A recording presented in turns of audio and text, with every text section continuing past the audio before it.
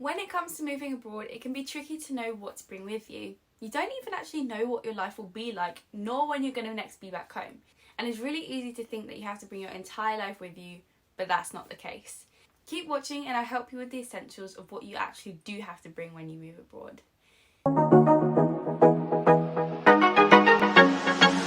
Let's start with arguably the most important thing, especially for us girls, so listen up. Clothes! As I mentioned in the intro, it can be really hard knowing what your life will be like, let alone the extent of weather changes, even the changes in fashion over a year. So bringing your entire wardrobe with you might not be the smartest idea, especially if you love buying clothes abroad and then on the way back home you go to close your suitcase and it just doesn't close. I'm very much guilty of this and I don't know what it is, but I always feel like shops abroad are just a breath of fresh air, so much nicer. But back to the point, if you're not sure how long you're going to be gone for, bring a large selection of clothes that can be worn in all seasons, like t-shirts, jeans, like jumpers, and then a smaller selection of winter and summer clothes, like one really warm jacket or coat, and then 1 or 2 pairs of shorts and vest tops for summer, things like that. Because honestly, you're going to end up buying a load of clothes anyway. Big electronics. So electronics are obviously incredibly important in our way of life now. The last 10-20 years probably, and obviously they're not something that we can just go out and buy and replace because of how expensive laptops and cameras are and things. So do make sure that you analyse which of your electronics are essential to come with you. Laptops are probably a given. I use mine for like work, Netflix, other things. That was obviously the reason why I bought mine. Surprisingly though, I didn't take my camera because I thought that I had my phone to take pictures, but I actually kind of regret not taking it just to have it and things, because I ended up starting a vlog and I was like, oh, I probably should have brought my camera. Anyway, it's too late now. It's totally up to you on what you use on a daily basis really. Other smaller electronics like your straighteners, for example, again, is a matter of personal choice and really depends on how much you use them. Like if you straighten your hair every day and they fit easily in your suitcase, go for it. But another example is like a blender. I was considering taking my NutriBullet with me because I like to make smoothies from time to time as like a nice healthy luxury. But I decided that it wasn't the smartest idea to bring it because I didn't really have that much space. Even though it's kind of small, it's actually really, really heavy once you start adding like the wire, the lid, the cups, the worry thing. So I was just like, you know what? I'm just going to buy one when I get there. And then I shared a cheap one with my flatmates and it still did the job. And I ended up leaving it there because it was like really cheap. So do just remember that you have limited space in your suitcase and just you have to nitpick the essentials really and it will be fine. It's really not that big of a deal.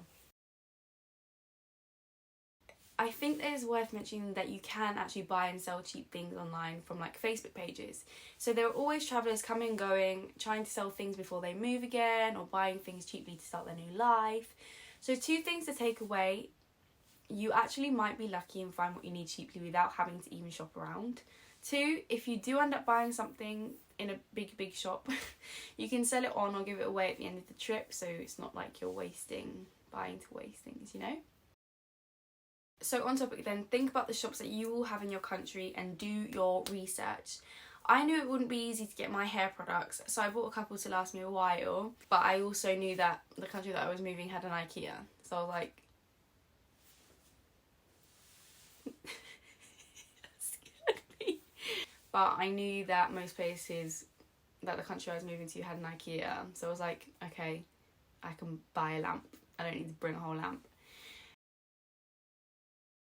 But yeah, because most countries will have an IKEA, when it comes to bedroom and kitchen items, ironing and things like that, just wait until you get there. Because, you know, you probably don't even know what your apartment is going to look like, how big your bed is, whether your apartment's going to have fully stocked kitchen already. So don't overcomplicate your life and overpack when you don't even know your circumstances. But if you do have a lot to pack and you just literally can't reduce, consider getting a vacuum bag, so the one of those like suctiony things, so that it makes everything as flat as possible. And if that's still enough, you can send boxes and suitcases via a website called Send My Bag. And I sent a bag on the way back home with my all my overflowing goods basically, and it was about 25 kilograms and it cost me 30 quid. So it is really good in comparison to sending like via your local postal services if you do need to do that. Just be aware though of some taxes, especially if you're sending to or from an EU country to a non-EU country. So again, just do your research beforehand to know the specifics rather than being surprised, because of Brexit there was a lot of people that were like slapped with like a massive tax thing, and they were like, why? Obviously because it was new. Thinking about taxes, actually, I do think they were only taxed if it was like above a certain amount. I think it was £20, but I don't want to say for sure because I could be lying. I don't remember. Obviously this depends on the country as well. So it wasn't like, if you send like really small parcels, I think it was fine.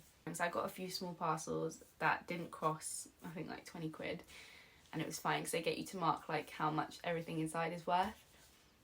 I don't want to give you like wrong information, but I'll just give you that little bit so that you can be like, okay, I have this, I'm going to find the real, not the real answer, but like the more developed answer regarding your country and your specific circumstance, because I don't want to give anyone wrong information. I'm just here to give my personal experiences basically to help you guys.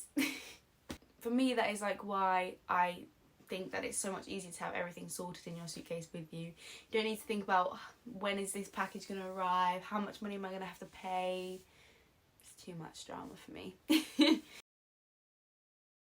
Personally, I packed one like big suitcase, one carry-on mini suitcase, whatever you call them, and then a rucksack, and I was good for a year. So I do hope that this is all useful information for your next trip. Good luck with it, and I will see you in the next video. Bye!